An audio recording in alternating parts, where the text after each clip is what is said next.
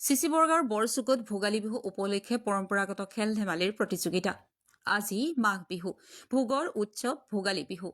ভোগালী বিহুৰ দিনটো অসমীয়া ৰাইজে অতি উলহ মালহেৰে উদযাপন কৰে।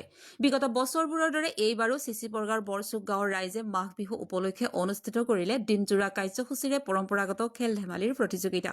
আজি পুৱাৰে পৰা অনুষ্ঠিত কৰা তৃতীয় বাৰ্ষিক খেল ধেমালিৰ প্ৰতিযোগিতাখনত কিশোৰ, যুৱক যুৱতী, বৃদ্ধ বৃদ্ধা তথা বোৱাৰীসকলৰ বাবে পৃথকে পৃথকে বিভিন্ন পৰ্যায়ৰ দৌৰ, লং জাম্প, হাই জাম্প, চকী খেল, চামুচত মাৰ্বল লৈ দৌৰ, মৰ্টন খোৱা, হাঁহ ধৰা, টেকেলি ভঙা, কলগছৰ খুঁটাত বগোৱা, বেজীত বটিয়া ভৰোৱা, ৰছী টনা, বিহুগীত আদি বিভিন্ন আকৰ্ষণীয় পৰম্পৰাগত খেল ধেমালিৰ প্ৰতিযোগিতা অনুষ্ঠিত কৰা হয়।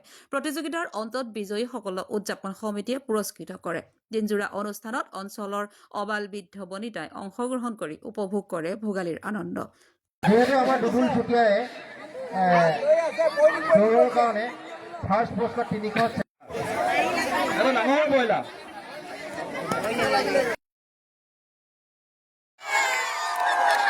পইচা আছে।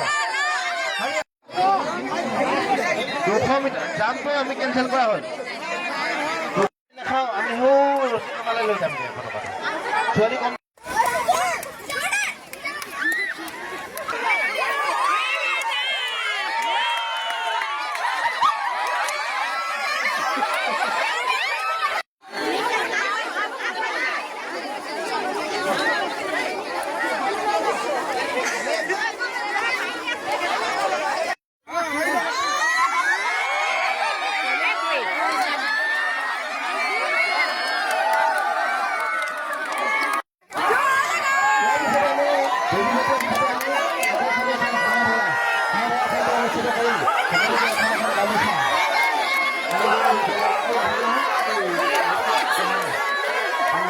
প্ৰথমে আমি সমূহ ৰাইজক ভোগালী বিহু ওলগ আৰু সেৱা জনাইছোঁ।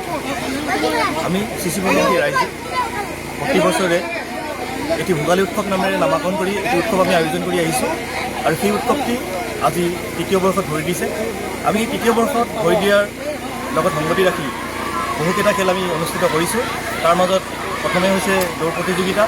দৌৰ প্ৰতিযোগিতা আমি এইটো কাৰণে আমি অনুষ্ঠিত কৰিছোঁ, তাতে ইয়াৰ পৰা দৌৰত যিসকলে প্ৰথম পুৰস্কাৰ, দ্বিতীয় পুৰস্কাৰ পাইছে তেখেতলোকে গভৰ্ণমেণ্টৰ বিভিন্ন ধৰণৰ চৰকাৰী চাকৰিত তেখেতলোকে নিযুক্তি পাইছে। ইয়াৰে মাজত আমাৰ দুজনমান অলৰেডি ডেকা ল'ৰা, তেখেতলোকে ইতিমধ্যে ৰাইজৰ সেৱাত ব্যস্ত হৈ আছে। আমি তাৰপিছত আমি মাৰ্বল প্ৰতিযোগিতা, কাবাডী প্ৰতিযোগিতা, বেজী বটিয়া প্ৰতিযোগিতা, লং জাম্প প্ৰতিযোগিতা, হাই জাম্প প্ৰতিযোগিতা, লগতে মাছ ধৰা আৰু হাঁহ ধৰা প্ৰতিযোগিতা আমি অনুষ্ঠিত কৰিছোঁ। আমি টেকেলি ভঙা ইতিমধ্যে টেকেলি ভঙা পৰ্যায় পৰৱৰ্তী শেষ কৰিছোঁ। এতিয়া আমাৰ বোৱাৰীসকলৰ ৰছী টনাৰ প্ৰতিযোগিতা আমাৰ চলি আছে। আমি অনাগত দিনতো এনেধৰণে বিভিন্ন ধৰণৰ উৎসৱ আমি আয়োজন কৰিবৰ বাবে আমি সাজু হৈ আছোঁ। চিচিবৰগাঁওবাসী ৰাইজ সদায় সচেতন, বিভিন্ন ধৰণৰ খেলৰ লগত চিচিবৰগাঁওবাসী ৰাইজ জড়িত হৈ আছে আৰু আমি আশা কৰিম অনাগত দিনতো তেখেতলোকে জড়িত থাকক। এই চেগতে সমূহ চিচিবৰগাঁওবাসী আৰু সমূহ গাঁওবাসী ৰাইজক আমি ধন্যবাদ জ্ঞাপন কৰিছোঁ। তেখেতলোকৰ বিপুল সঁহাৰিত আমি এই প্ৰতিযোগিতা অনুষ্ঠিত কৰিবৰ বাবে সক্ষম হৈছোঁ।